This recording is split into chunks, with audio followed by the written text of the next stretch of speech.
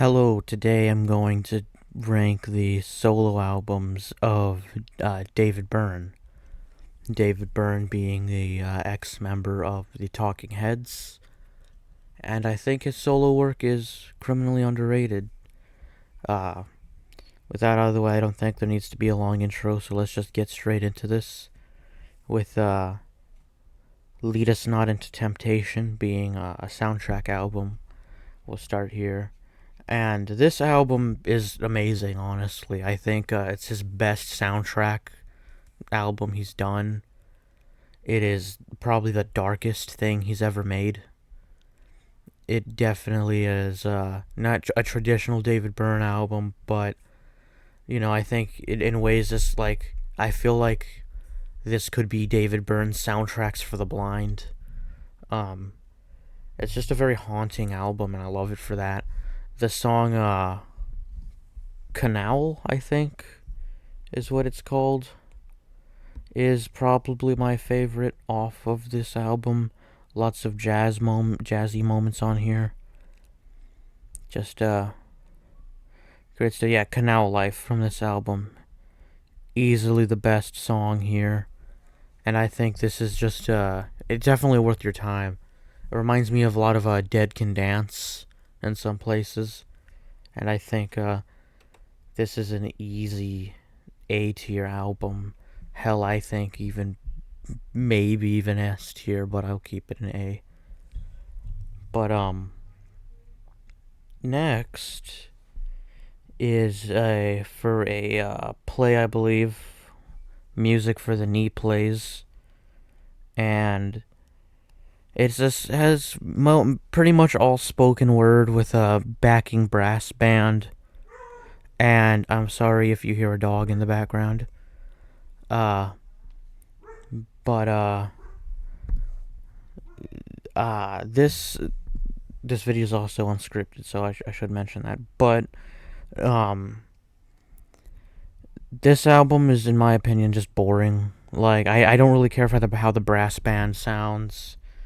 Uh, I'm not into it, and I think this will be our first D tier album. Now our first S tier album will be the Utto album. Easily, probably his best album in my opinion. Well, at least it's my personal favorite, and I just love it. Zany, wacky influences of alt rock, Zolo, Latin music, funk. It's a great album. Tiny Town, and Now I'm Your Mom, Hanging Upside Down, Somebody, Monkey Man. It's a great album. Um, I think it's a good album, and probably his best maybe. But the album that I'm pretty sure follows this up, yeah, 2001. Actually, wait, no, I'm not sure if this is the direct successor to. Actually, I don't think so. But it's next on the tier list anyway.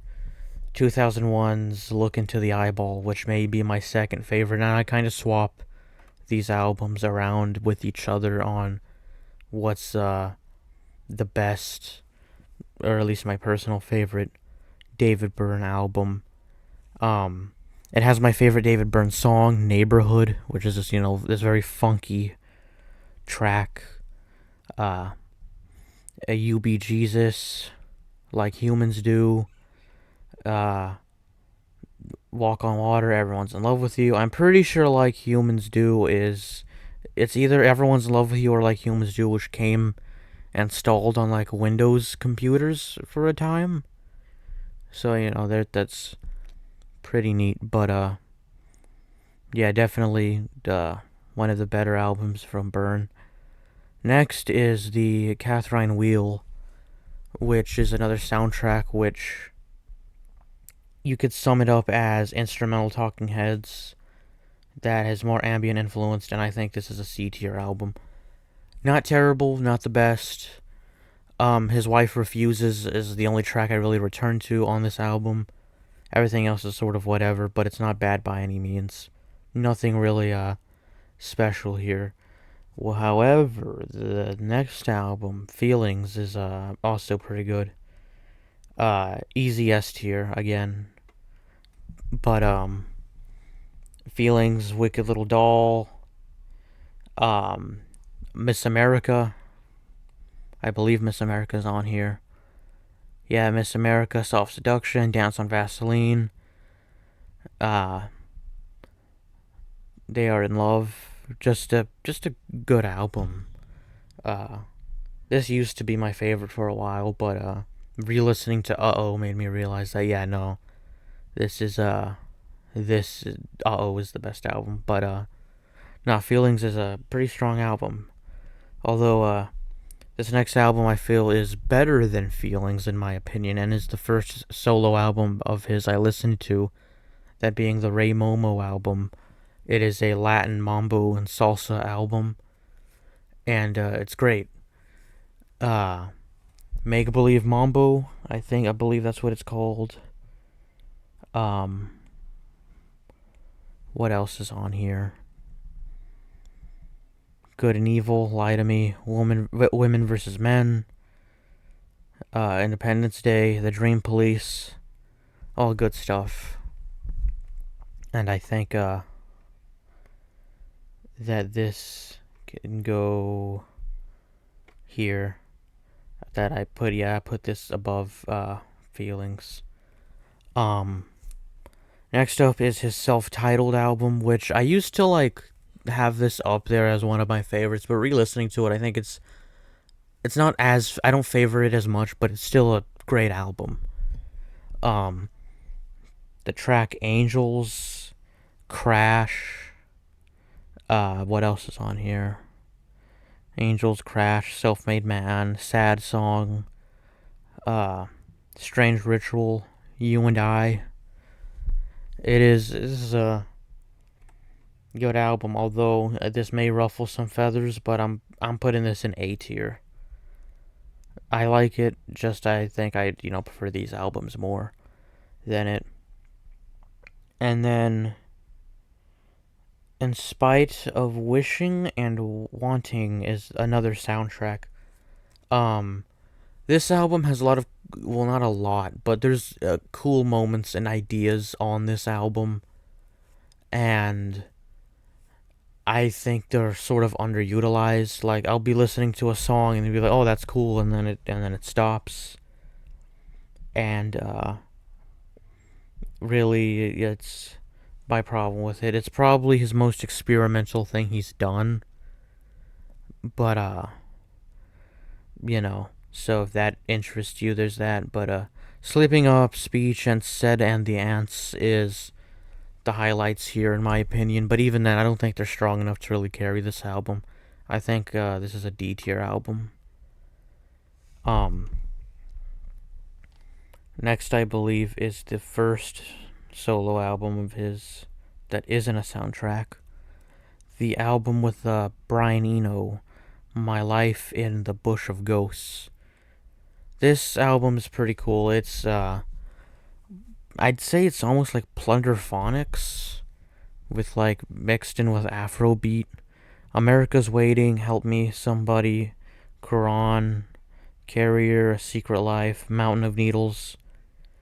All great stuff. Pretty experimental, dare I say, psychedelic at times. And I think this can go in the S tier. Next is the True Feelings soundtrack. Not the album True Feelings. I mean, not True Feelings, True Stories. The True Stories soundtrack is actually alright. Again, more, it sounds like just instrumental talking head stuff. Very, upbeat sounding. And I think this is a C tier. Nothing really to say about it, though, other than, it's alright. I think the True Stories album is probably more memorable than this. Because at least that album has a song Radiohead on it, so, there's that. But here, if I can't really name you a song off the top of my head. But, next, in my opinion, is David Byrne's worst album. that being Here Lies Love. Um, Easily a D tier album. I don't know if this album has its fans. I imagine it does, but my problem with it is nothing's really memorable. Pretty much the entire track list has just different guest musicians, and not really any notable ones for me, at least. Just not into this album. I don't like how it sounds.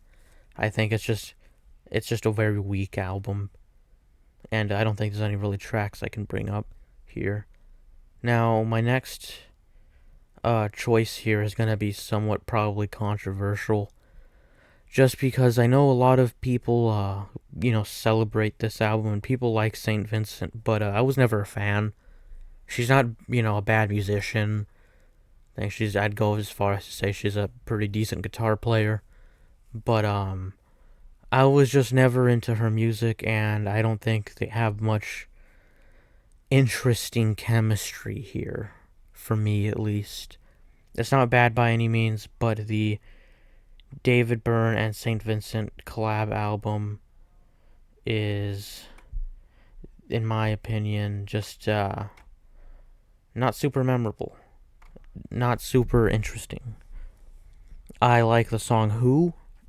I like the song Lazarus, I think.